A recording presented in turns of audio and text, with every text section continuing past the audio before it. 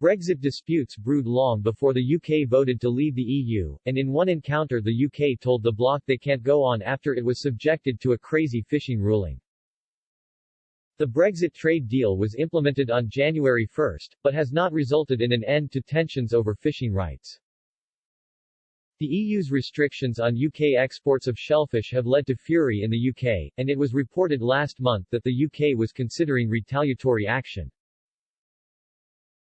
The Sunday Telegraph reported the government was considering ending a series of post-Brexit continuity agreements it has with Brussels, which could restrict imports of European mineral water and seed potatoes. A government source said, "There is thought being given to where we can leverage in other areas. We have continuity arrangements, we can stop these, which means they won't be able to sell their produce here."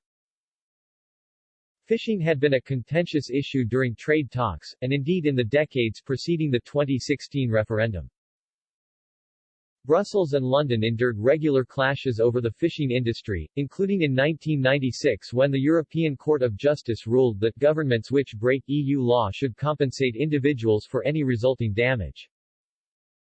The UK was furious with the verdict at the time as it risked opening the door for multiple compensation cases, potentially costing the country millions.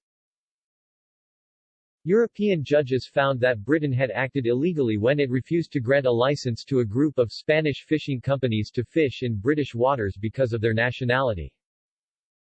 The UK was ordered to pay compensation. Then Fisheries Minister Tony Baldry fumed at the decision, saying, "Clearly it is crazy if, for example, a Spanish-owned, Spanish-crewed and Spanish-skippered trawler, fishing out of Spain and landing her catch in Spain, is able to fish against our national UK quota. This cannot continue. But because of the confusion over the rights of freedom of association under EU law, as demonstrated in this case, the European Court has found in favor of the quota hoppers, so action has to be taken. We have decided to raise this at the IGC, Intergovernmental Conference. If treaty changes are needed, we will seek them. If new protocols are needed, we will seek them, but as far as we are concerned, our new Charter of the Seas is that UK fish should be for UK fishermen."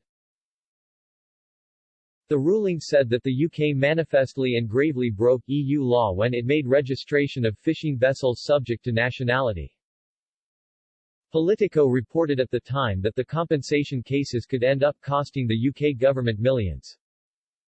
Brexit continues to see fishermen frustrated, as fresh figures last week showed UK seafood exports to the EU have been almost completely wiped out amid a £700 million hit. Information published by the Office of National Statistics have revealed the fish and shellfish industries suffered a massive 83% drop in January.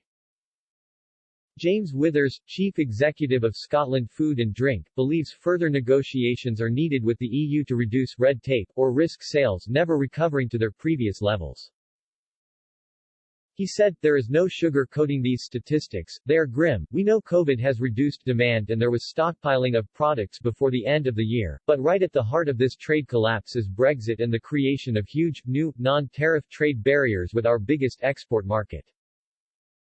This simply can't be talked away as a COVID issue. The crash in UK trade has not been seen in sales to non-EU markets, despite it being a global pandemic.